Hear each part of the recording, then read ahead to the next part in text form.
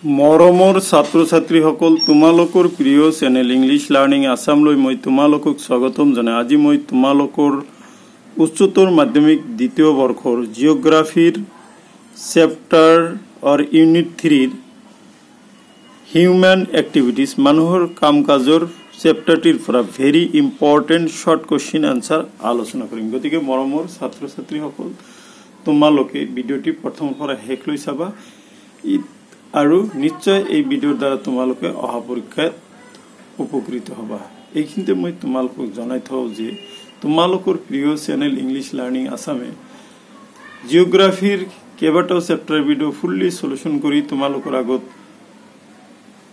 সমাধান কৰি দিছে গতিকে এই ভিডিঅখিনি চাবা আৰু এই ভিডিঅকেইটাৰ লিংক মই এই ডেসক্ৰিপচনত দি দিম তাতে গৈ তোমালোকে ভিডিঅটো বাকি ভিডিঅখিনি উপভোগ কৰিব পাৰিবা বলাচোন মৰমৰ ছাত্ৰ ছাত্ৰীসকল আজিৰ এই ভিডিঅৰ মূল বিষয়বস্তু কি সেইখিনি জানিবলৈ প্ৰয়াস কৰো ইতিমধ্যে এই চেপ্টাৰটিৰ এটি শৰ্ট ভিডিঅৰ বা শৰ্ট কোশ্চেনৰ আনসাৰৰ ভিডিঅ মই আপলোড কৰিছো সেই ভিডিঅত মই 1 ৰ পৰা 10 লৈকে কোশ্চেনৰ সলিউশন কৰি দিছিলো আজি মই তোমালোকৰ কাৰণে 11 নম্বৰ প্ৰশ্নৰ পৰা আলোচনা কৰিম বাণিজ্যিক পশুপালনৰ দুটা বৈশিষ্ট্য লিখা 2013 বৰ্ষত প্ৰশ্নটি আছিল উত্তৰ বাণিজ্যিক পশুপালনৰ দুটা বৈশিষ্ট্য হল 1 হাজাৰ হাজাৰ জন্তু বা পশুক একলগে পালন কৰা হয় 2 উৎপাদিত সামগ্ৰীবোৰ দেশ বিদেশলৈ ৰপ্তানি কৰি অৰ্থ উপাৰ্জন কৰে গতিকে বাণিজ্যিক পশুপালনৰ বৈশিষ্ট্যৰ ভিতৰত তোমালোকে লিখিবা যে একে সময়তে একে খৰচতে হাজাৰ হাজাৰ জন্তু বা পশু একলগে পালন কৰা হয় নাম্বাৰ 2 উৎপাদিত যিখিনি সামগ্ৰী সেই জন্তুৰ পৰা বা পশুৰ পৰা হয় সেইখিনি দেশ বিদেশলৈ ৰপ্তানি কৰি অৰ্থ উপাৰ্জন কৰা হয়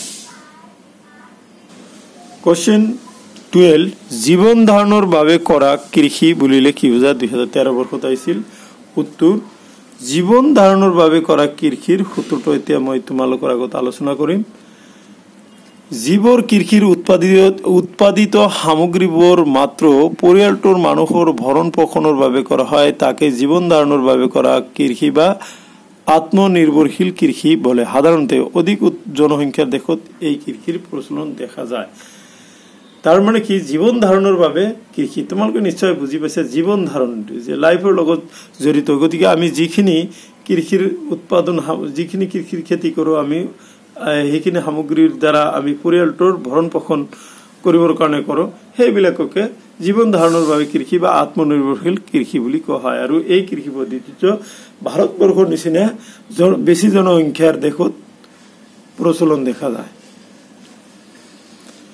13 ভাৰতবৰ্ষত কিয় শিকাৰ কাৰ্য বন্ধ কৰা হৈছে 2012 বৰ্ষত আছিল ভেৰি ইম্পৰ্টেন্ট কোশ্চেন ভাৰতবৰ্ষত শিকাৰ কাৰ্য বন্ধ কৰা হৈছে কাৰণ নাম্বাৰ 1 চিকান কাৰ্যৰ ফলত হোৱা অৰণ্য সংকোচন ৰোধ কৰিবৰ বাবে নাম্বাৰ 2 শিকাৰ কাৰ্যৰ বাবে পশু পক্ষীৰ সংখ্যা যিদৰে হ্ৰাস পাইছে তাক ৰোধ কৰাৰ বাবে নাম্বাৰ 3 প্ৰকৃতিৰ ভাৰসাম্য ৰক্ষা কৰাৰ বাবে ইয়াতে চোৱা ভাৰতবৰ্ষত শিকাৰ কাৰ্য বন্ধ কৰাৰ কাৰণ হল নাম্বাৰ 1 অৰণ্যৰ হ্ৰাসটো ৰোধ কৰা নাম্বাৰ 2 যে শিকাৰ পশু পক্ষীৰ সংখ্যা যাতে হ্ৰাস নহয় তাক ৰোধ কৰা আৰু প্ৰকৃতিৰ ভাৰসাম্য ৰক্ষা কৰা কোশ্চেন 14 শ্বেত বিপ্লৱৰ দুটা মুখ্য প্ৰকৃতি উল্লেখ কৰা 2015 বৰ্ষত আছিল উত্তৰ শ্বেত বিপ্লৱৰ দুটা মুখ্য প্ৰকৃতি হল নাম্বাৰ 1 দুগ্ধ সমবায়ৰ জৰিয়তে সৰু কৃষক নিয়ন্ত্ৰিত নেটৱৰ্ক সৃষ্টি কৰা হৈছে যে দুগ্ধ সমবায়ৰ জৰিয়তে সৰু কৃষক নিয়ন্ত্ৰিত নেটৱৰ্ক সৃষ্টি কৰা হৈছে 2 ভাৰতৰ স্লাইডিং স্কেলত বিভিন্ন উৎপাদকৰ ব্যয় নিৰ্ধাৰণ কৰা হৈছে এতিয়া মই তোমালোকৰ আগত মডেল কোশ্চেন পেপাৰ কাউন্সিলে প্ৰস্তুত কৰাৰ পৰা কিছুমান কোশ্চেন লৈছো কোশ্চেন 15 অগৰি পশুপালন আৰু বাণিজ্যিক পশুপালনৰ মাজত পাৰ্থক্য নিৰূপণ কৰা উত্তৰ অঘৰি পশুপালন আৰু বাণিজ্যিক পশুপালনৰ মাজত থকা পাৰ্থক্যসমূহ হল নাম্বাৰ 1 অগৰি পশুপালন আদিম পশুক জীৱিকা আনহাতে বাণিজ্যিক পশুপালন এক সংঘবদ্ধ আৰু অধিক মূলধন বিনিয়োগকাৰী আধুনিক জীবিকা। নাম্বাৰ 2, অঘৰী পশুপালন ভিত্তিত পশুপালক সমূহ নিজৰ খাদ্য, কাপোৰ আৰু কৰ্মসংস্থানৰ বাবে পশুৰ ওপৰত নিৰ্ভৰশীল। আনহাতে বাণিজ্যিক পশুধন পালন পশ্চিমীয়া দেশৰ সংস্কৃতিৰ লগত জড়িত। নাম্বাৰ 3, অঘৰী পশুপালন ভিত্তিত পশুপালকসকলে সময়ে সময়ে পশুৰ খাদ্যৰ সন্ধানত এখন ঠাইৰ পৰা অইন ঠাইলৈ ঋতু প্ৰব্ৰজন কৰে। আনহাতে বাণিজ্যিক পশুধন পালন এক স্থায়ী কৰ্ম, ইয়াত ঋতু প্ৰব্ৰজন নহয়। ঋতু পৰিৱৰ্তন মানে অৱস্থা বা ঋতুৰ পৰিৱৰ্তন লগে লগে বা খাদ্যৰ অভাৱৰ লগে লগে, পশুধনৰ খাদ্যৰ অভাৱৰ লগে লগে মানুহে কি কৰে, এই ঠাইৰ পৰা আন ঠাইলৈ খাদ্যৰ সন্ধানত সলনি কৰে। কিন্তু যিটো বাণিজ্যিক পশুধন পালন আছে সেইটো এটা স্থায়ী কৰ্ম আৰু ইয়াত ঋতু পৰিৱৰ্তনৰ কোনো প্ৰশ্নই নাহে। গতিকে এই তিনিটা পাৰ্থক্য তোমালোকে নিশ্চয় বুজি পাইছা। নাও কাম টু 4th পইণ্ট। বাণিজ্যিক পশুধন পালন এক বিজ্ঞানসন্মত পদ্ধতি কৰা প্ৰাথমিক খণ্ডৰ বৃত্তি। ইয়াত পশুধনবোৰ যাতে নিৰোগী হয় তাৰ বাবে বিভিন্ন ধৰণৰ ব্যৱস্থা লোৱা হয়। ইহঁতৰ বংশজনিত উৎকৰ্ষ সাধন কৰিবৰ বাবে বংশসংকৰ আদি ব্যৱস্থা গ্ৰহণ কৰা হয়। আনহাতে অঘৰী পশুপালন ভিত্তিত এনে ব্যৱস্থা গ্ৰহণ কৰা নহয়। নাম্বাৰ 5, বাণিজ্যিক পশুপালনত সাধাৰণতে এবিধ বিশেষ প্ৰজাতিৰ জীৱ-জন্তুৰ লালন পালন কৰা হয়, কিন্তু অঘৰী পশুপালনত যি একেলগে বিভিন্ন প্ৰজাতিৰ জীৱ-জন্তুৰ লালন পালন কৰা হয়। 5 নম্বৰ পইণ্টটো দেখা যে বাণিজ্যিক যিখিনি পশুপালন সাধাৰণতে একেবিধ বিশেষ প্ৰজাতিৰ জীৱ-জন্তুহে লালন কৰা হয়, কিন্তু অঘৰী পশুপালনত একেলগে বিভিন্ন প্ৰজাতিৰ জীৱ-জন্তুৰ পালন কৰা হয়।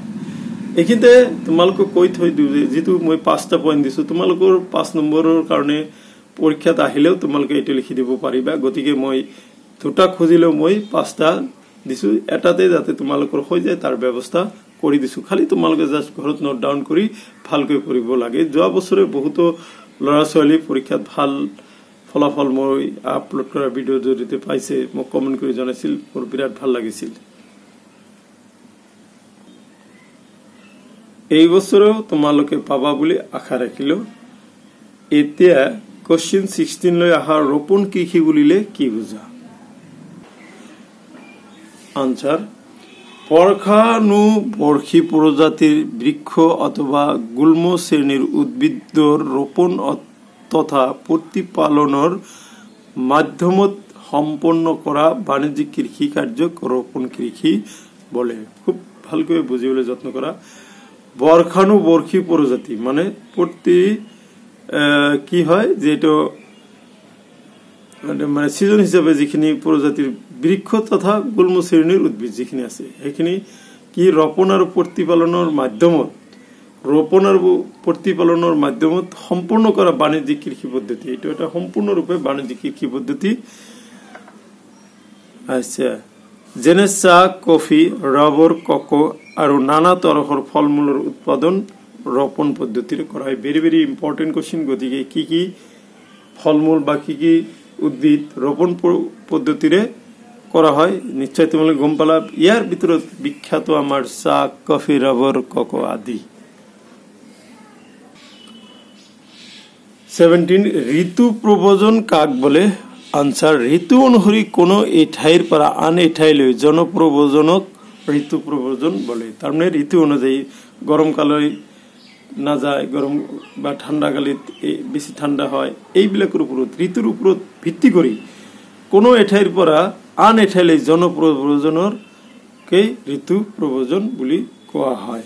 এই প্ৰব্ৰজন সাধাৰণতে গৰম অঞ্চলৰ পৰা শীত অঞ্চল বা শীত অঞ্চলৰ পৰা গৰম অঞ্চললৈ হোৱা দেখা যায়। মানে এই ঋতু পৰিৱৰ্তন প্ৰব্ৰজনটো গৰম অঞ্চলৰ মানুহখিনি ঠাণ্ডা অঞ্চলত আহিব খোজে, আকৌ ঠাণ্ডা অঞ্চলৰ মানুহখিনি গৰম অঞ্চলত আহিব খোজে। গতিকে মাই ডিয়াৰ ষ্টুডেণ্টছ, এইখিনি আছিল আজিৰ এই ভিডিঅ'ৰ বিষয়বস্তু। আশা কৰিছোঁ এই ভিডিঅ'টি তোমালোকক অহা পৰীক্ষাত সহায় কৰিব।